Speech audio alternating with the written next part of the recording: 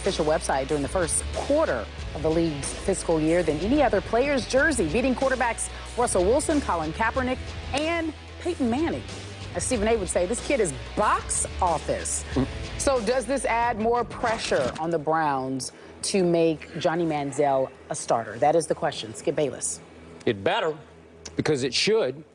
And I will be the first to admit, Stephen A., up front, maybe I'm not objective about this because clearly I was on the record before the draft.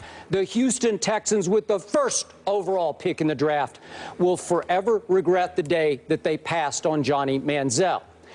I don't have a lot of use for the Cleveland Browns right now because they passed him twice in the draft, as you know, at number 4 and then again at number 8 when they took Justin Gilbert. Yep.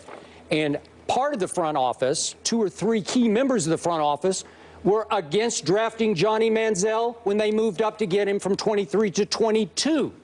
So they lucked into a kid who I think will be the greatest thing that ever happened since their championship in 1964 to the Cleveland Browns. And obviously, Browns Nation is on fire for Johnny Manziel. See jersey sales.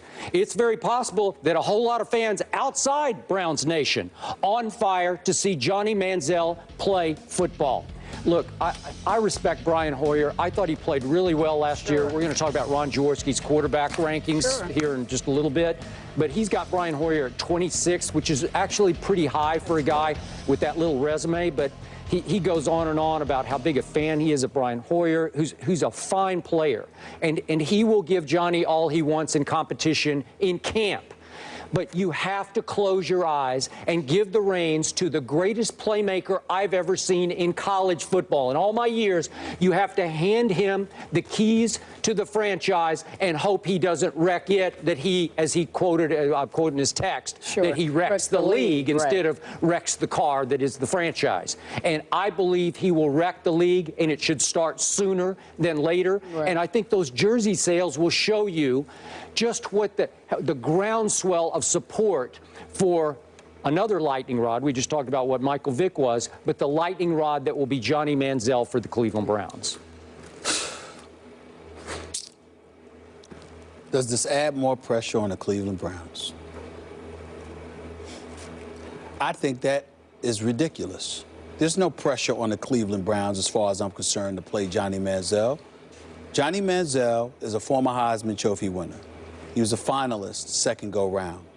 The fact of the matter is that I don't give a damn what you did in college. There's plenty of college dudes that didn't succeed on the pro level. A Charlie Ward won a Heisman Trophy. He had to go to the NBA to play. A Tommy Frazier. I think he wanted to go to the NBA. That's right. All right, that's fine, because they didn't treat him right when it came to what they were, literally labeling him as when he was coming out of college football.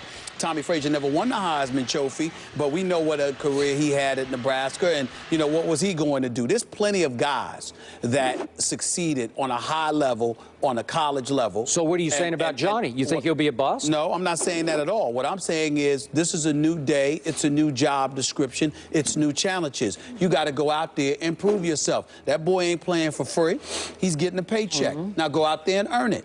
And if you're better than Brian Hoyer, you'll get the job. And if you're not, you won't. It's just that simple. I don't care about no daggone jersey sales. Who cares? You care about the popularity? Let me tell you something right now. That don't mean a hill of beans. Don't amount to a hill of beans. So what you want to see him? Okay? We saw how that reclamation project turned out in the past, and it will go unmentioned when people were sitting there for public relations, got the guy that's starting quarterback's job. Okay? We've seen that before. We don't want to stop talking about it. He's his friend. He's your friend from up front. They're good friends. He's your friend. He's my good friend. You cannot give it up. He's my good friend. I give it a rest. You can't. He's my good friend. But it's the truth. And so all I'm saying to you is this. This is the National Football League. You sometimes label it those 3 letters, not for long. Whatever the case may be. If Brian Hoyer is not a superior quarterback to Johnny Football, he won't have the job.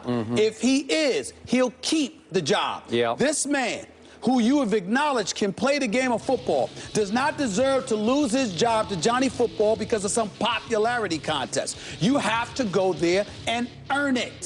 So, Johnny, if you got the time, listen, I have not knocked Johnny Football because I think some of it is overblown, even though I would like to see his face in the playbook a little bit more, et cetera, et cetera. I don't need him in Vegas. I get that. But at the same time, he read the playbook all the way home on the plane. Listen, and he's astute enough to comprehend it. But here's the deal.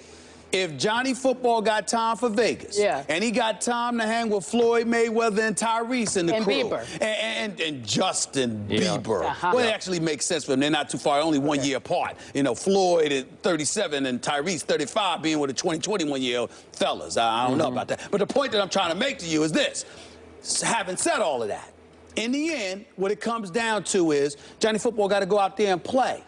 It's just that simple. Well, he will if you give him the chance. Listen. He needs the chance. And by the way, let me say this.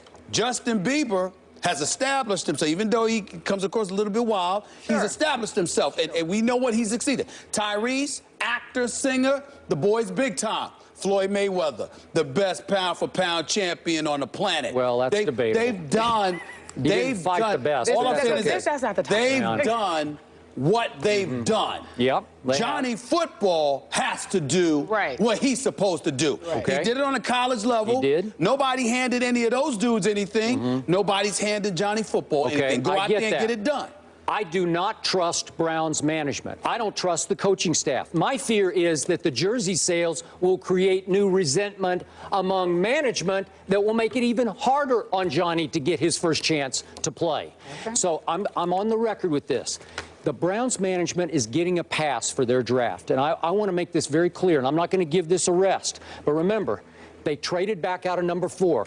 Are we hearing all about Sammy Watkins now? They could have had Sammy Watkins. Is Josh Gordon not in some big trouble right now? Sure. They could have had Khalil Mack. They could have had Mike Evans. And they took Justin Gilbert. Justin Gilbert's the luckiest man in America right now because nobody's talking about how they reach for Justin Gilbert because all the spotlight is on the number 22 pick. I totally agree with you, but let's not put the spotlight on the Browns because you upset they ain't playing Johnny Football. Let's keep the spotlight on the Browns because it deserves to be on the Browns as a collective unit, as an organization that hasn't won more than 5 games in the last 6 seasons. Let's keep it on them because of that. Let's not keep it on them because you think that Johnny Football should be playing, because you know how you are when you get fixated on a particular player. And I ain't going to let you do it with Johnny Football. Oh, wait, you mean I made a mistake the first time around? No, I'm saying. Oh, I was only right. Nobody said. Oh, thank you. Time. Don't interrupt me when I'm talking. Nobody said. Nobody said anything about the performance. I said you know how you are about falling in love. From what? I said you know how you are about falling in love with a particular player. That's what I said. I fell in love before anybody saw it coming. There's plenty of guys in the NFL that could play. You don't fall in love with them. You get fixated on one particular player. And right now it's Johnny, and I ain't gonna let you do it. You're talking about RG3, obviously, right? Actually, I wasn't thinking of RG3. I know. I forgot about it. I know. We forgot about RG3. Forgot about it. You mentioned the fact that Johnny Manziel proved himself on the collegiate level. Let's move to the NCAA. Big 12 Commissioner Bob Bowlesley had some interesting comments Monday